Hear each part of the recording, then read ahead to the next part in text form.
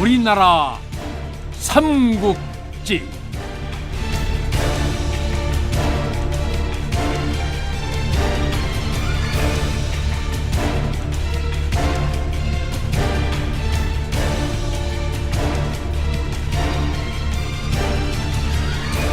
제90부 나당외교.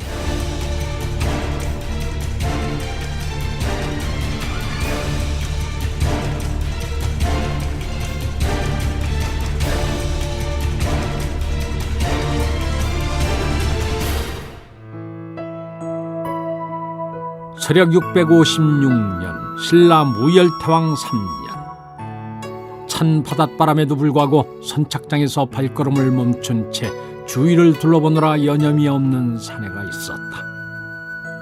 차림새를 보아니 당나라에 유학이라도 다녀오는 어느 대갓집 아들인 듯했다. 그의 시선이 수리가 한창인 당항성에 머무르자 입에서 가벼운 한숨이 새어나왔다. 평소 같으면 각지에서 몰려온 상인들과 사신, 관리들, 그리고 이들을 상대로 물건을 팔기 위해 몰려나온 장사치들로 북새통을 이룰 시간인데 도통 인적을 찾아보기 어려웠다.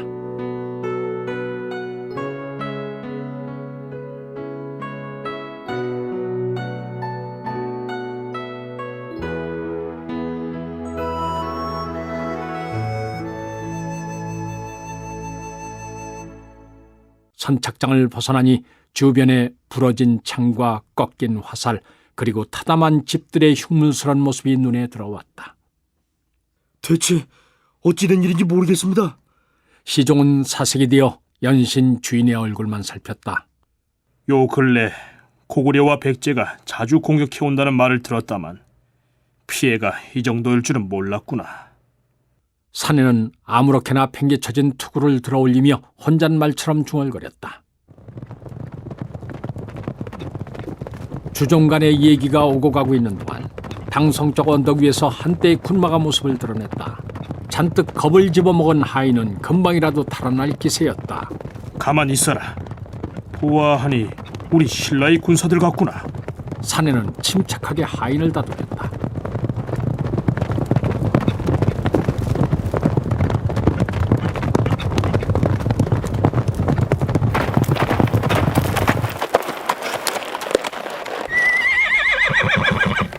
우리의 선두에서 달리던 장수가 이들을 보자 황급히 말에서 뛰어내리며 굴레를 올렸다. 왕자마마, 소신, 당항송주, 찰문이옵니다. 사내는 기품있고 당당한 태도로 인사를 받았다. 내 지난날 이곳을 떠날 때 선창을 떠도는 짐꾼들조차 활기찼건만 5년 만에 돌아와 보니 상전벽해구나.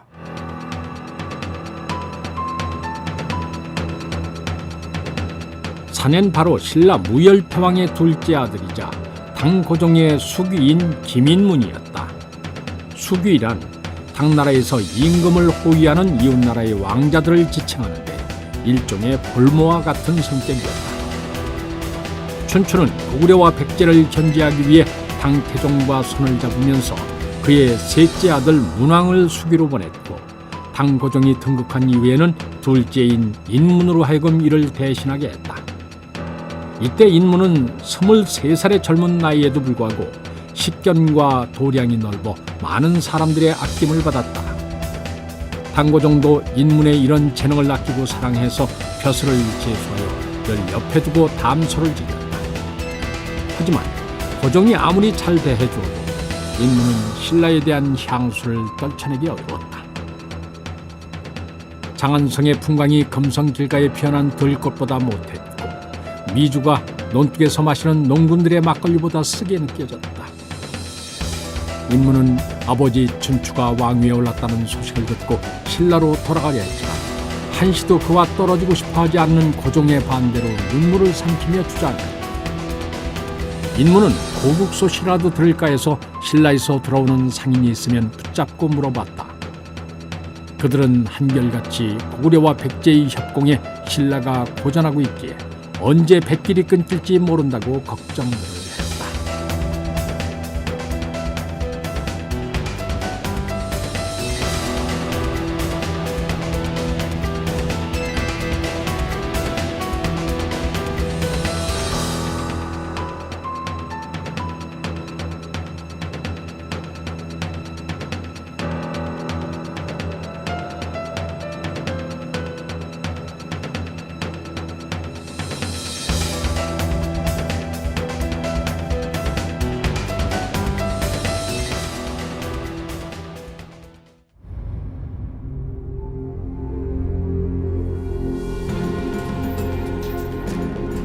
서력 655년 무열태왕 2년 정월, 태왕은 사신을 당나라에 보내 고구려와 백제 연합군에 의해 북쪽 국경에 위치한 30여 성이 함락되었음을 알리고 원병을 청했다.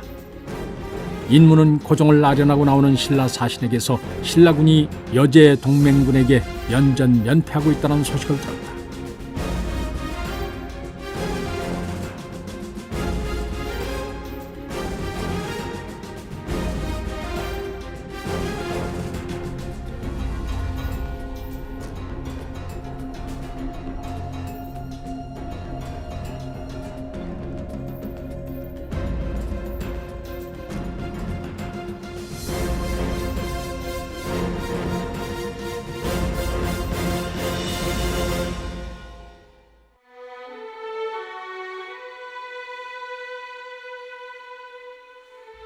사신이 돌아간 뒤에 고종은 가타부터 아무 말이 없었다.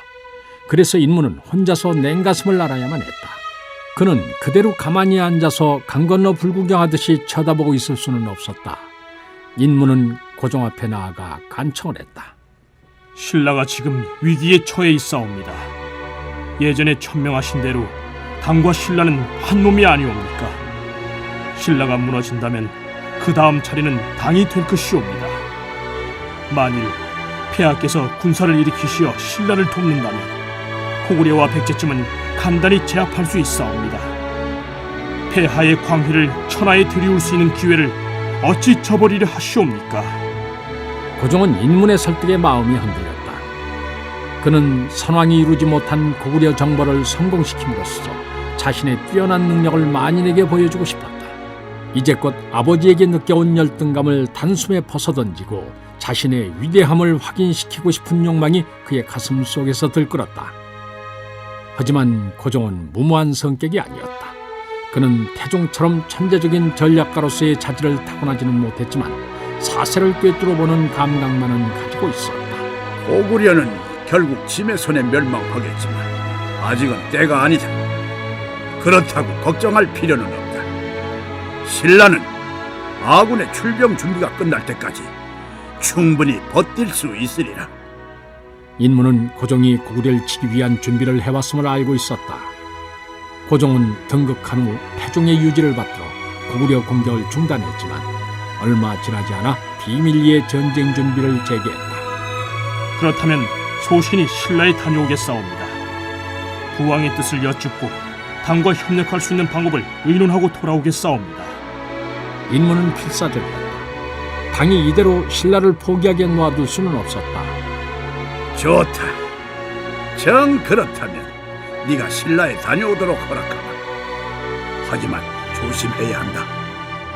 신라로 들어가는 관문인 당항송에 전하가 빈번하게 일어나고 있다 하는구나. 내 빠른 배를 내줄 테니 조심해서 다녀오도록 해라. 고종은 신라와는 상관없이 인문을 자신의 휘하에 두고 싶어 했다. 하지만 인문은 이 역당에 머물 생각이 없었다.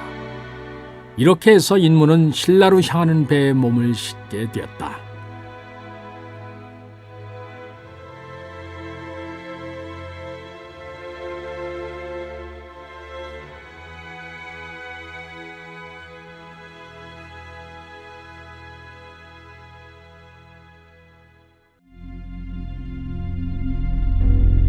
다행히 고구려와 백제의 초계선에 눈에 띄지 않고 무사히 당항성에 도착할 수 있었다. 하지만 예상대로 그를 맞이한 당항진의 풍경은 얼씬연스럽기 그지없었다. 가까이서 보니 찰문의 몰골 또한 성벽만큼이나 찢기고 깨져서 금방이라도 쓰러질 듯 힘겨워 보였다. 그 뒤를 따른 군사들의 행색은 말할 것도 없었다. 내 지금 당장 금성으로 가서 폐하를 만나 뵙고 대책을 의논하리다. 그때까지만 견뎌주시구려. 인무는 당항성에서 말을 얻어 타고 그 길로 금성을 향해서 내달렸다. 당과 통하는 길목인 당항성을 빼앗긴다면 신라에게는 치명적인 타격이었다. 신라의 험난한 앞날을 예고하듯이 메마른 겨울 들판에 흙먼지가 뿌옇게 일어났다.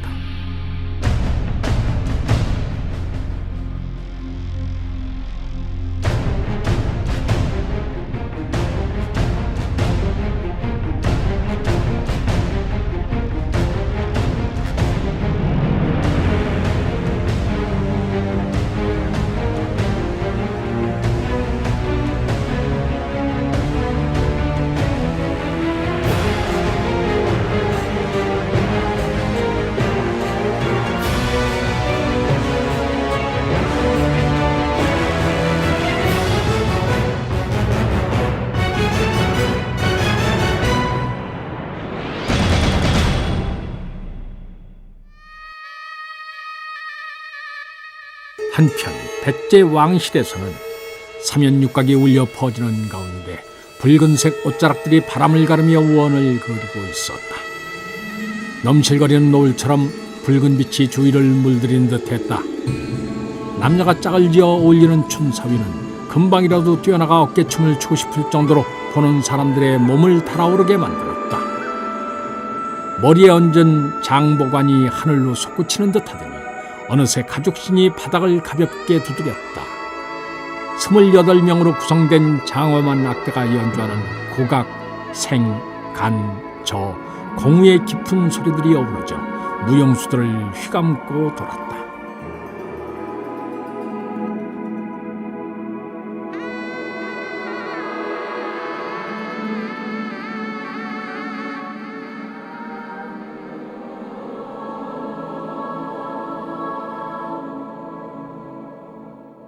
무학이 끝나자 사방에서 환호성과 함께 우레와 같은 박수가 터져나왔다. 이번에는 폐하를 위해 특별히 미맞이의 공연을 준비했사옵니다. 임자가 아첨어린 얼굴로 아뢰었다. 미처 들어보지 못한 이름이군.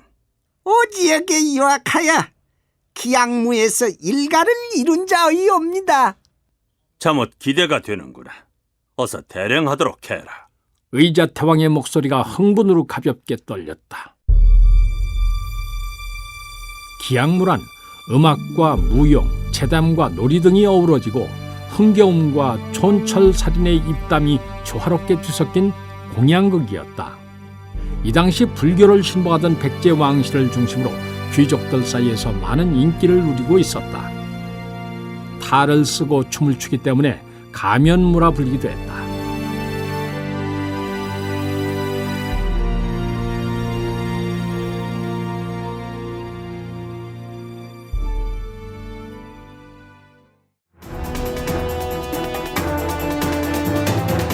느리고 장중한 음악과 함께 미맞이가 등장했다. 눈은 왕방울처럼 크면서 튀어나와 있고 코는 끝이 뭉툭하면서도 높은 데다가 이마와 눈에 주름이 깊게 패여있는 익살스런 표정의 검은색 나무 가면을 쓰고 있었다.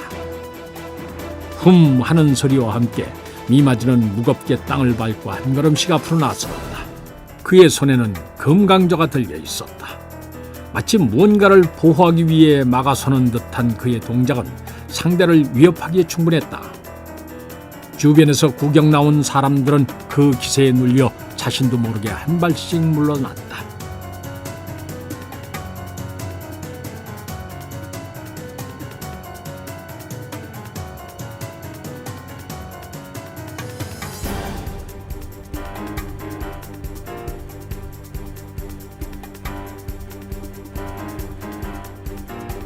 애저, 군왕은 악한 무리로부터 약한 중생을 구제하고 율법을 지켜야 하네.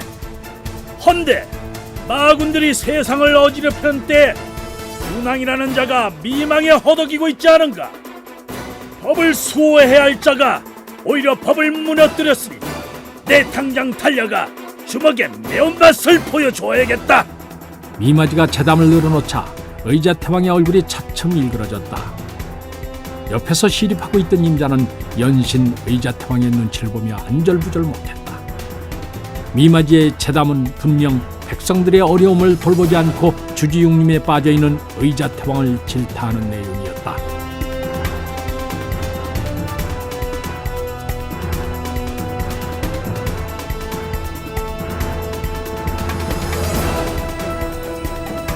미마지는 원을 크게 그리며 한 바퀴 돌더니 다시 사설을 이어간다. 무릇 독초가 아름다운 색을 뽐내고 맹수가 고요하기 마련이라네. 풍광이 아름답다고 절벽에서 뛰어내리면 어찌 목숨을 건질 수 있겠느냐. 스스로 자신의 어리석음을 깨닫지 못한다면 내로서 다스리리라.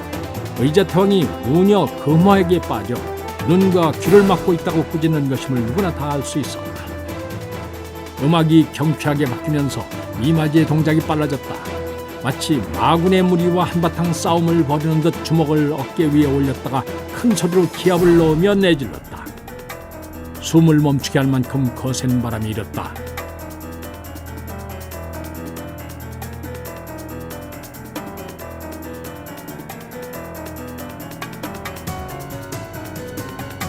의자태왕의 얼굴은 듣다 못해 설립처럼 퍼렇게 질려 있었다. 참다 못한 임자가 주위를 둘러보며 외쳤다. 어서 저자를 끌어내라. 은시덕은 뭐하느냐? 사자축을 올려라. 명을 받은 시덕 은고는 급히 청사자와 백사자를 무대에 올렸다. 사자들은 몸을 구부려 구르면서 등장했다. 서로 마주본 채 땅을 구르고 머리를 흔들더니 몸을 부딪히며 한바탕 신명나게 춤을 췄다.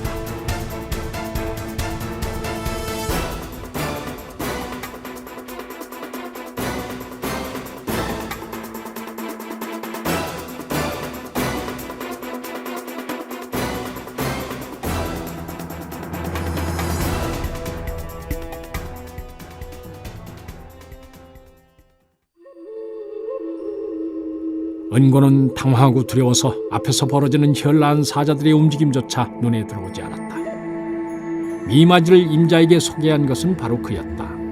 본디 그들은 같은 스승으로부터 음악과 무용을 배우고 기악문을 전수받은 동문이었다. 은고는 실력을 인정받아 궁궐의 전성 무용수가 됐고 그 뒤로 탄탄대로를 걸어 이제는 그들의 우두머리로서 팔품 시덕의 벼슬까지 올랐다.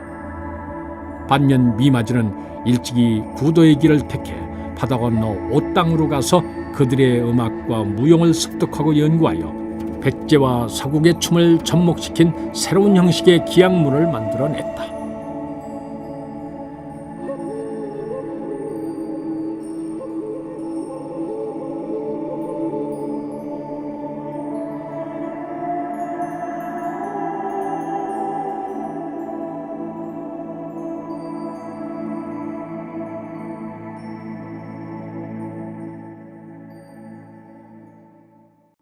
미마지가 사비성으로 돌아와서 얼마 후에 은고를 찾았다. 은고는 10여 년 만에 만나는 벗을 반갑게 맞이했다. 내 들으니 임금님께서 풍류라는 사족을 못 쓰신다고 하더군. 내가 임금 앞에서 기량을 펼칠 기회를 마련해 주게나. 대뜸 찾아와서 폐하 앞에서 공연을 할 수 있도록 해달라니 은고로서는 당황스럽게 이를 데 없었다. 아무리 뛰어난 실력을 가지고 있다 하더라도 태왕 앞에 서는 일은 말처럼 쉬운 일이 아니었다. 궁궐에서의 공연은 아무나 할 수 있는 게 아니네. 저작거리에서 춤추는 것과는 달라. 비록 자신과 절친한 사이였지만 그것만으로 그를 태왕에게 추천할 수는 없었다. 만일 태왕의 마음에 흡족치 않으면 자신의 목숨이 위태로울 수도 있었다. 자네에게 충분히 힘이 있다는 걸 아네. 내가 못 믿어서 그러는가 본데. 그럼 한번 보고 생각해보게나. 미마지는 은고가 말릴 사이도 없이 일어나더니 팔을 굴러 땅을 디디고 팔을 뻗어 하늘을 향했다.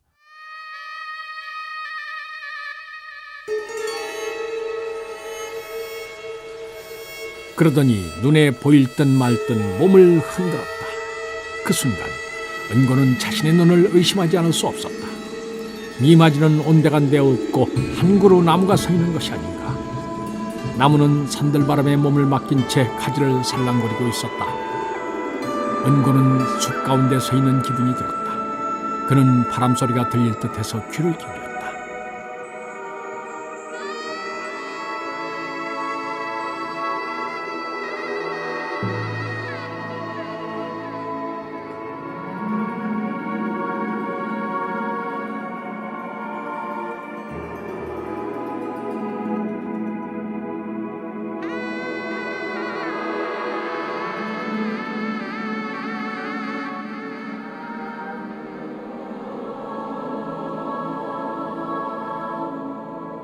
그때 누군가 그의 이름을 불렀다. 은고가 문득 정신을 차려보니 웃고 있는 미마지의 얼굴이 눈에 들어왔다. 이미 자연과 합의를 할 수 있는 경지란 말인가? 은고가 말한 것은 무용의 뜻을 둔 자라면 누구나 도달하기를 소망하는 궁극의 경지였다. 그런지는 모르지만 몸을 움직이는 동안만큼은 무념무상이라네. 은고는 갑자기 참을 수 없는 질투심이 솟구쳐 올랐다. 어린 시절에도 늘 자신을 앞서더니 세월이 흐른 지금에도 그는 여전히 자신이 따를 수 없는 경지에 도달해 있었다. 그는 미마지에게서 위협을 느꼈지만 친구의 청을 박절하게 거절할 수가 없었다.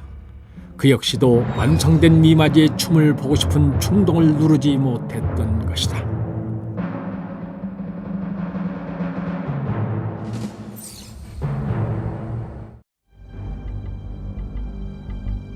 의자태왕은 금화의 침소에서 여전히 가라앉지 않는 분을 사귀고 있었다. 금화가 태왕의 화를 풀기 위해서 갖은 아양을 떨었지만 그의 마음은 쉽게 누그러지지 않았다. 의자태왕은 자신이 백제를 새롭게 일으켜 세우고 성태왕이 신라에게 당했던 치욕을 되갚아 주었다고 자부했다. 신라를 제압하고 고구려와 동등한 입장에서 무허협정을 체결하여 백제를 삼국 사이에서 중요한 위치로 끌어올린 일은 자신이 생각해도 훌륭했다. 백성들의 희생이 어느 정도 있기는 했지만 백제의 명성을 되찾기 위해서는 어쩔 수 없는 일이었다. 그런데 대귀족들은 불가피한 희생들을 엄청나게 부풀리고 왜곡하며 자신을 비난하고 있었다. 의자태왕은 대귀족들의 반발이 자신들의 사리사욕을 지키기 위한 몸부림이라고 여겼다. 그렇기 때문에 자신이 나라와 백성들을 위해서 그들의 탐욕에 맞서 싸워야 한다고 생각했다. 그는 거센 비난에도 자신의 뜻을 굽히지 않고 옳다 여기는 바를 실행했다. 다급해진 대귀족들은 의자태왕이 사치와 방종에 빠져 국부를 흥청망청 낭비하고 이도 모자라 백성들의 고혈을 빠는 폭군이라고 매도했다. 하지만 의자태왕은 그저 성장한 백제의 위상에 맞게 주변국들의 왕실의 위엄을 보여주려 했을 뿐이었다. 그는 이를 위해서 궁궐과 성벽을 새로 짓는 역사를 일으켰던 것이다.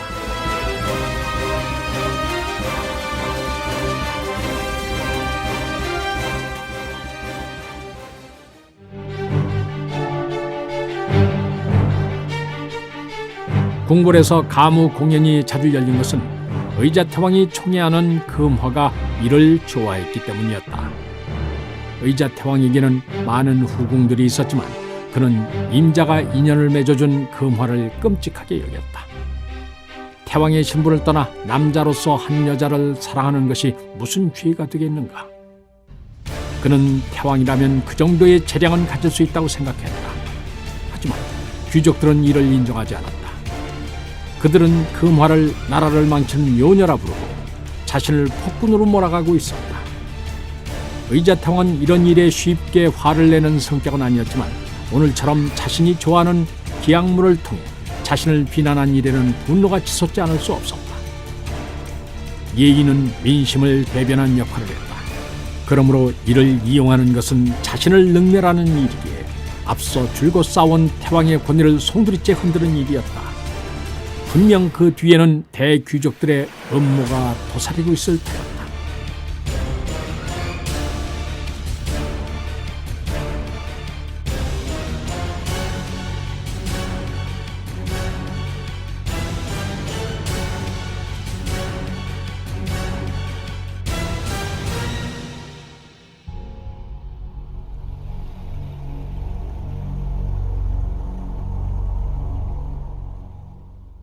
좌평 성충이 폐하를 뵙고자 하옵니다.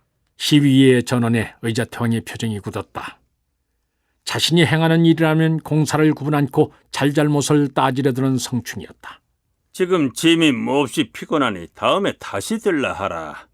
하지만 성충은 조금도 물러날 기세가 아니었다. 잠시 후 시위가 난처한 목소리로 다시 아뢰었다. 국가의 중대사이므로 지금 꼭 배워야겠답니다. 태왕으로서 국가의 중대사에 대해 논의하고자 하는 대신을 내칠 수는 없었다. 의자태왕은 마지못해 아련을 허락했다. 그만은 아름다운 미모만큼이나 현명한 여자였다. 그녀는 자신을 보는 대신들의 눈이 곱지 않음을 알았기 때문에 되도록 그들과 마주치지 않으려 애썼다. 그녀는 슬그머니 자리에서 일어나 옆방으로 건너갔다.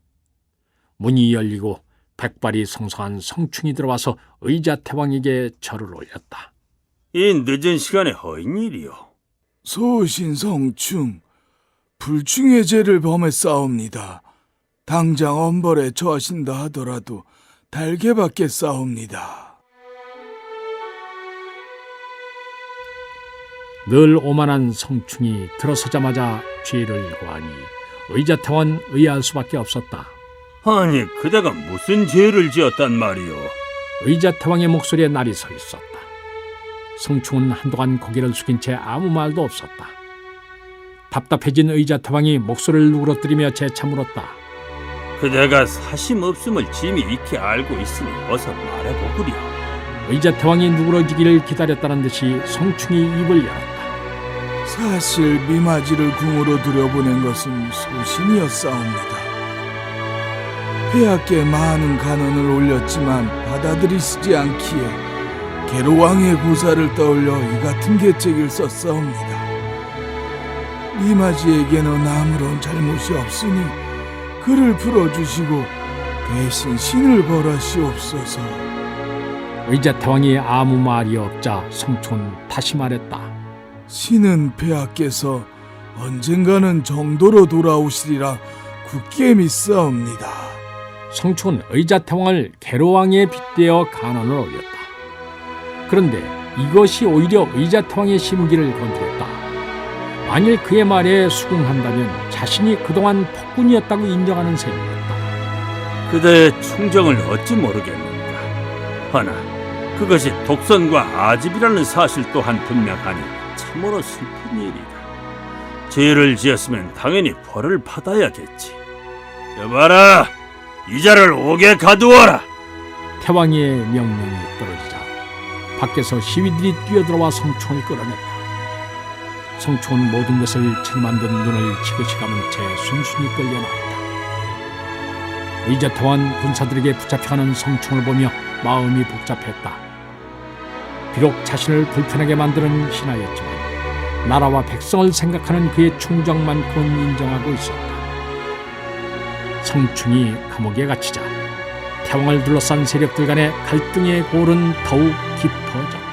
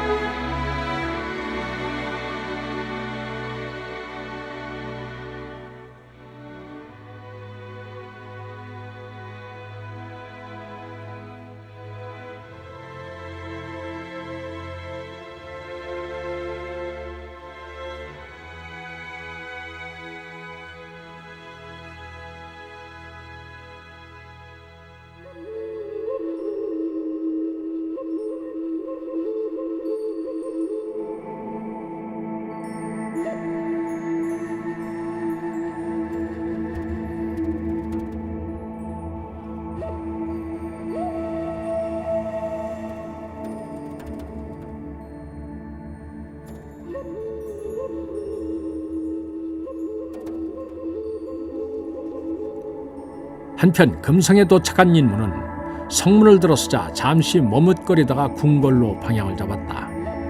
이제 그의 식구들이 사는 곳은 사가가 아니라 대궐이었다. 궁궐로 뻗어있는 큰 길은 여전히 사람들의 왕래가 잦았고 궁성 앞 계림의 푸르름도 변함이 없었다. 도성안은 더할 나위 없이 평온한 분위기였다. 자신이 당항성을 거쳐오지 않았다면 신라가 전란의 위험에 휩싸여 있다는 사실을 믿을 수 없을 듯했다. 수년 만에 보는 낯익은 거리와 정겨운 사람들의 복색, 그리고 여기저기서 튀어나오는 신라 말들이 그의 마음을 포근하게 했다. 인문은 잠시 시름을 잊고 고향의 내음을 만끽했다.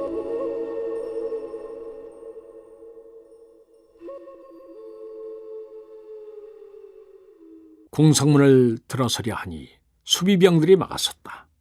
무슨 일로 오셨소? 부리부리한 눈매의 군사가 나서며 물었다. 인문은 군사들의 근무 태도를 알아보기 위해 짐짓 꾸며댔다. 폐하께 긴히 드릴 말이 있다. 이는 나라의 100년 대계에 관한 일이다.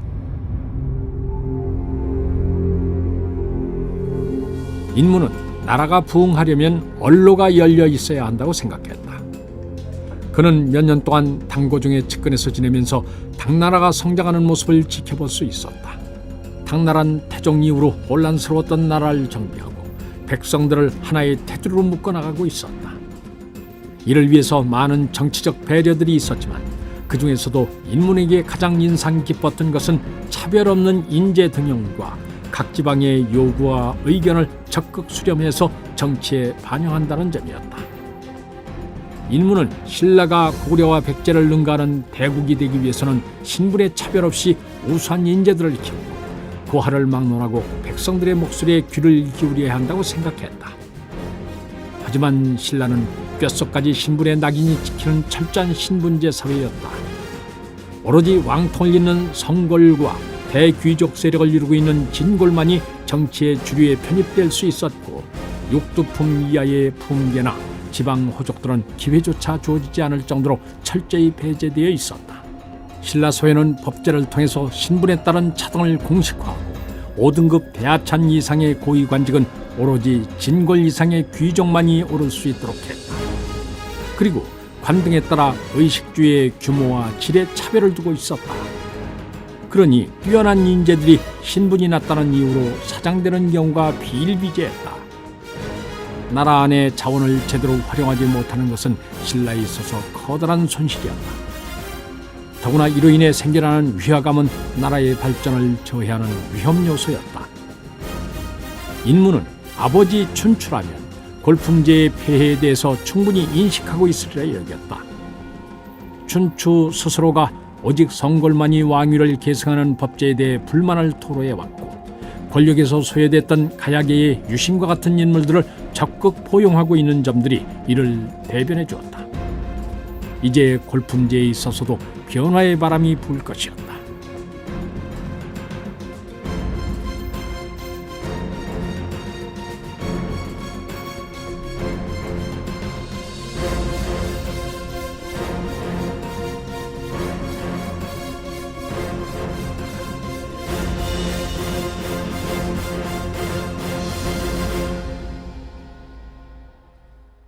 인문은 언로의 관문이라 할 수 있는 궁성문에서 그 가능성을 시험해보고 있었던 것이다.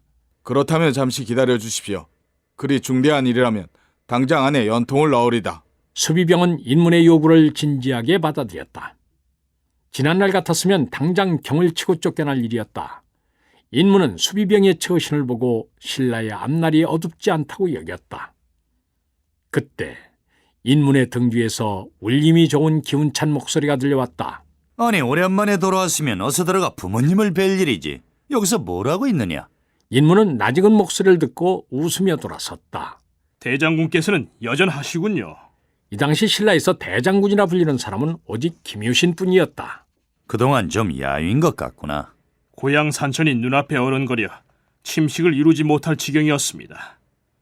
그런데 외숙부님 얼굴에 근심이 깃들어 있습니다. 어인일입니까? 인문의 어머니가 유신의 누이였으므로 유신이 인문에게는 외숙부가 된다. 너도 당왕성을 지나왔을 테니 그곳의 상황을 보았을 게다. 당왕성을 빼앗긴다면 신라는 적들에게 완전히 둘러싸이는 형국이다. 무슨 일이 있어도 당왕성만은 지켜야 한다. 인문이 무겁게 고개를 끄덕이자 유신이 금세 얼굴 표정을 고치며 말했다. 일단 안으로 들자꾸나. 어서 폐하를 배하래야지. 부쩍 기뻐하실 게다. 두 사람은 어깨를 나란히 하고 성문 안으로 걸어 들어갔다. 이를 지켜보던 수비병은 그제서야 자신 앞에 서 있던 사람이 당에서 수기로 있는 둘째 왕자 인문이라는 사실을 알아차렸다.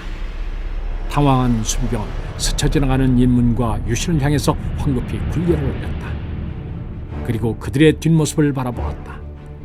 한 명은 당대 최고의 장군이자 태왕과 둘도 없는 막역한 벗이었고, 다른 한 명은 그 학식과 인품으로 신라에서는 물론 당나라 임금의 마음까지 사로잡은 문사이자 태왕의 총애를 받는 왕자였다. 수비병은 이들과 함께라면 목숨을 바쳐도 아깝지 않을 듯했다. 그는 그들이 불러일으킨 열정으로 인해 가슴이 뜨거웠다.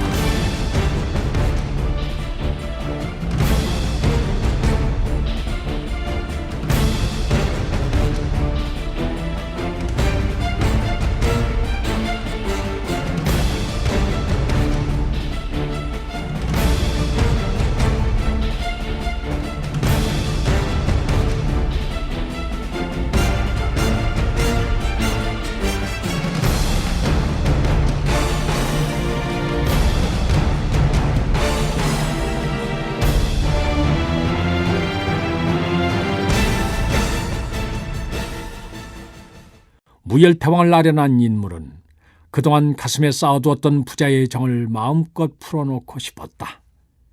하지만 급박히 돌아가는 정세는 그에게 마음 편히 귀향의 가면을 털어놓도록 허락하지 않았다. 인문은 곧바로 본론으로 들어갔다. 당주 친은 조만간 고구려를 칠 계획이지만 그에 앞서 백제를 쳐서 위험을 없애려는 생각을 하고 있사옵니다.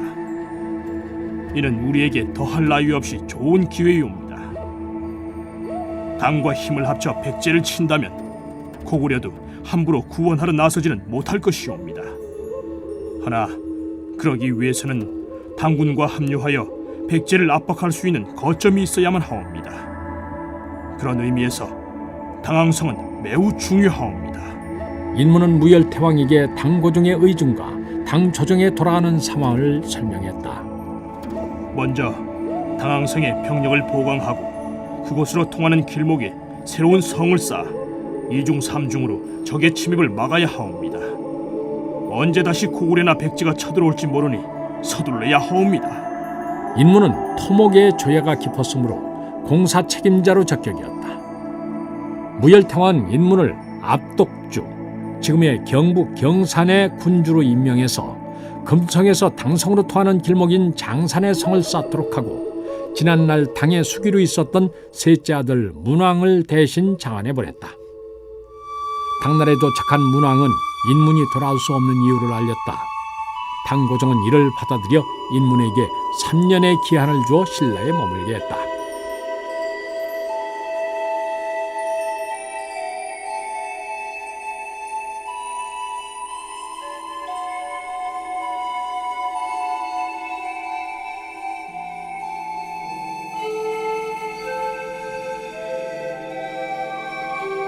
한편 유신은 비밀리에 손을 잡은 백제 대신 임자가 보내는 첩보를 통해 백제 조정의 움직임을 파악하고 있었다.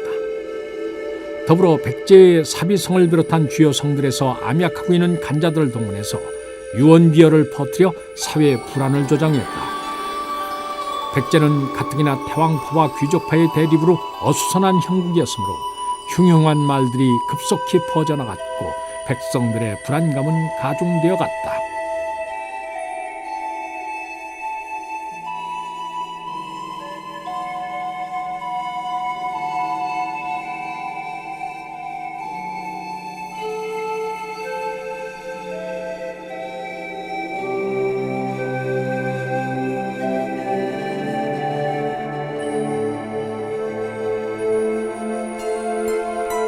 이 무렵 백제에서는 감옥에 갇혀있던 성충이 유명을 달리했다.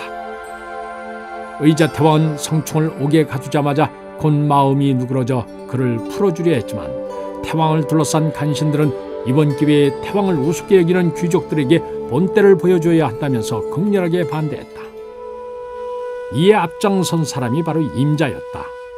그 역시 귀족들과 이익을 같이 하는 처지였지만 그는 더 이상 의자태왕이나 백제에 대해 미련을 갖고 있지 않았다.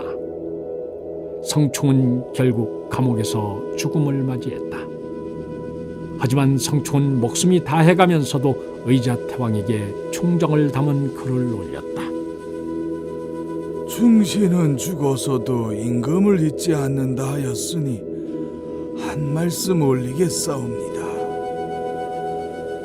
신이 천문을 보고 그 변화를 살피니 곧 백제에 큰 전란이 닥쳐올 것이옵니다. 무릇 전쟁에서는 지형의 험함을 얻어야 승리할 수 있사옵니다. 만일 적들이 침입해 온다면 육로로는 탄현을 넘지 못하도록 하고 해로로는 기벌포 언덕에 들어오지 못하게 막아야 하옵니다. 만일 이들 지역을 선점해서 지킬 수 있다면 가히 사직을 보존할 수 있겠지만 그렇지 못하면 사태는 돌이킬 수 없을지 모르옵니다.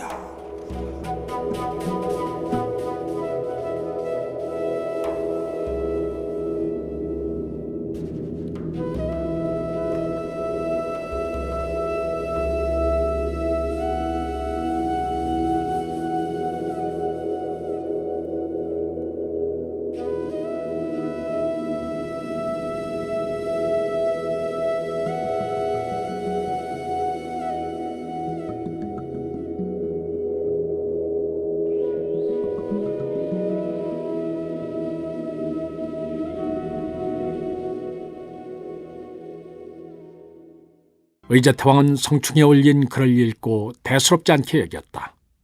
성충의 간언은 지극히 당연했다. 만일 적이 침입해온다면 그가 지적한 두 곳은 기필코 사수해야 할 요충지였다. 그런데 바다로 쳐들어올 적이라고 한다면 당나라가 유일했다. 허나 그동안 의자태왕은 고구려만큼이나 당과도 우호를 지키기 위해 노력을 해왔다. 당의 목표는 단연 고구려였기에 오히려 도움을 받아야 할 백제를 적으로 돌릴 이유가 없었다. 의자태왕에게 시달리던 신라가 여러 차례 백제에 대한 응징을 요청했지만 당에서 아무런 움직임이 없다는 게 이를 증명하고 있었다. 성충의 근심은 그의 노파심에서 나왔을 뿐이었다. 하지만 그렇다 하더라도 그의 죽음이 가져올 파장에 대해서는 은근히 걱정이 됐다.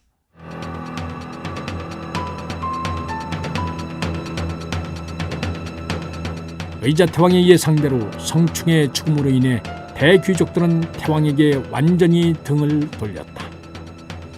양측 사이에서는 더 이상 타협의 여지가 없어 보였다. 이듬해 의자태왕은 왕권을 확고히 다지기 위해서 왕자 41명을 좌평으로 임명하고 전국의 땅을 나누어 각각 시급으로 주었다.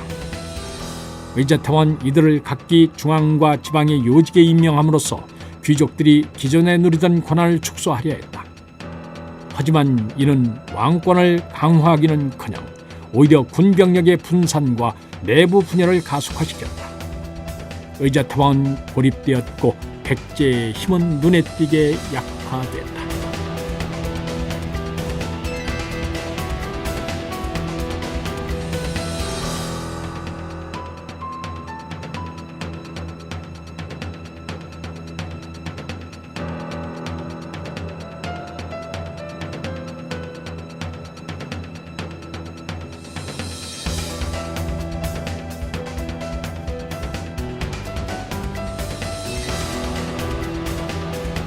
당고종은 장군 서린기 등에게 군사를 주어 여러 차례 요동을 공격했지만 고구려군의 강한 반격에 부딪혀 번번이 패주했다. 이 소식을 들은 의자태왕은 당에 대해 남아있던 일말의 경계심마저 풀고 신라 공격에 박차를 가했다. 이때 신라의 요충인 독산성, 동잠성 등이 백제의 공격을 받고 큰 타격을 입었다. 당군이 요동해서 고구려군에게 패했다는 소식에 신라 무열태왕은 마음이 무거웠다. 대야성 함락 이후 백제의 의자태왕은 당장 신라를 병합할 기세로 덤벼들었다. 대장군 유신의 용병술에 기대어 힘겹게 막아내기는 했지만 그것도 한계에 다다르고 있었다. 이런 마당에 당의 도움마저 받을 수 없게 된다면 신라는 풍랑을 만난 조각배와 같은 신세가 될 수밖에 없었다.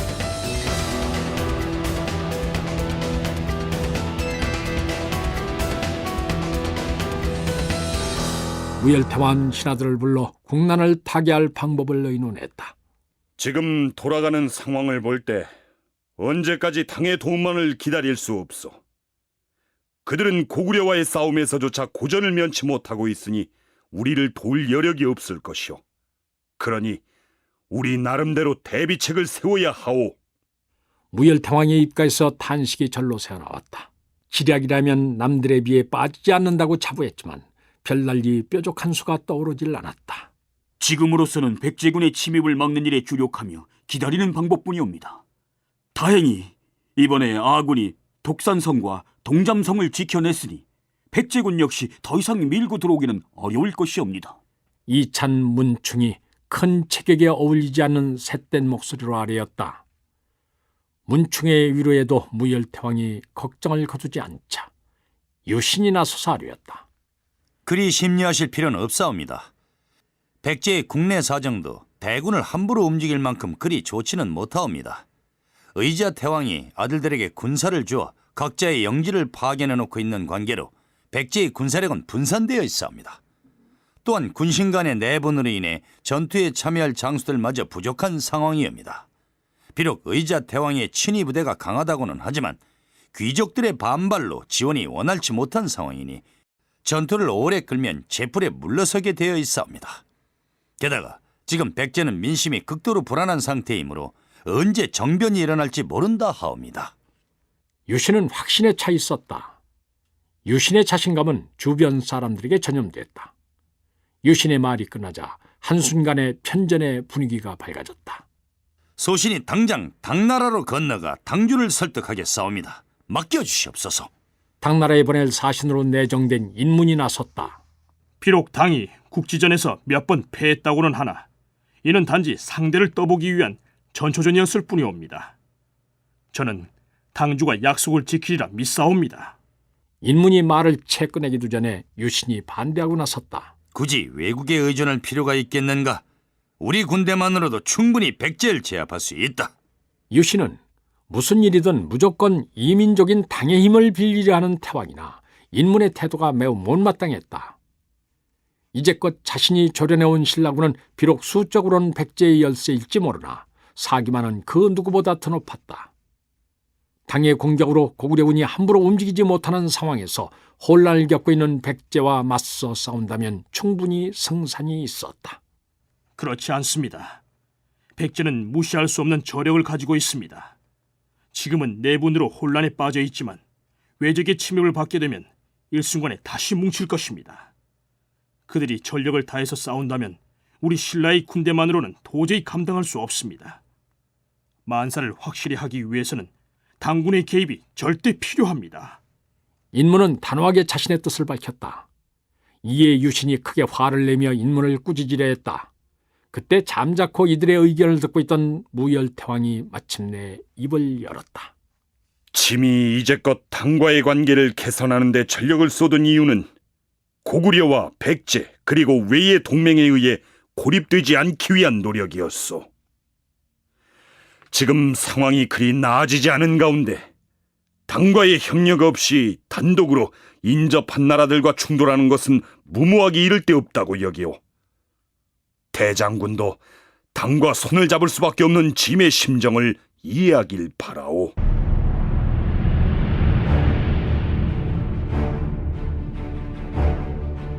일순침울한 분위기였다. 명예와 신리 중 어느 쪽을 택할지에 대한 최종 결정은 무열태왕의 고유한 권한이었다. 그런데 무열태왕은 과감하게 신리를 택했다. 무열태왕은 다시 인문을 당나라에 보냈다. 인문의 임무는 무조건 당군을 백제 땅으로 출병시키는 것이었다. 한시가 급한 일이었으므로 인문은 곧바로 행장을 꾸렸다. 이미 궁성 앞에는 불처럼 타오르는 갈기와 윤기오른 밤색 털을 가진 천리마가 대령이 있었다. 마른 당장이라도 뛰어나가고 싶어 앞발로 바닥을 쳤다. 잠시 후 인문은 말 위에 올라타 있는 자신을 발견했다. 한때 군마들이 그의 앞뒤를 호위하며 길을 나섰지만 어느 틈에 인문은 이들을 멀찌감치 따돌린 채 달려가고 있었다. 먼지가 길을 따라 뽀얗게 피어올랐다.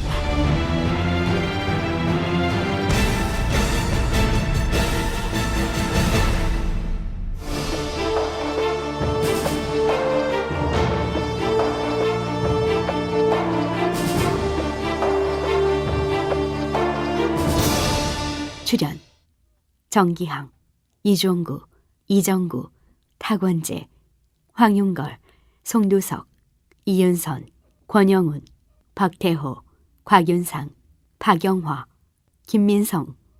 해설 김종성. 음악 이춘화, 효과 엄기혁, 기술 서교식. 총진행 유만준.